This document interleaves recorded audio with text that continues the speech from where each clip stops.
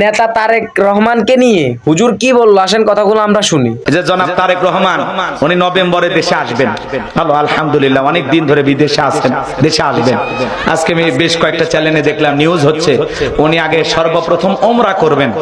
ওমরা করে দেশবাসীর জন্য দোয়া করে এরপরে নিজ মাতৃভূমিতে এই দীর্ঘ সময় লন্ডনে পাড়ি দিয়ে বিগত ফেসিস্ট জালেম তাকে দেশ থেকে বিতাড়িত করেছিলেন, উনি আবারও এই দেশে নভেম্বর মাসে আসবেন।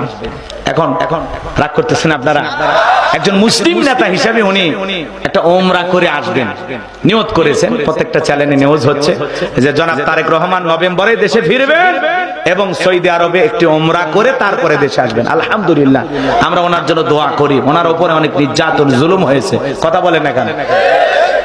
ওনার জন্য দোয়া থাকবে তো? দোয়া করতেছি, কিন্তু এদিক খেয়াল করেন, আমরা দিল থেকে দোয়া করি আল্লাহ ওনাকে সুস্থ রাখুক, ভালো রাখুক। এই সমাজের অনেক নেতা ওমরা করতেছে।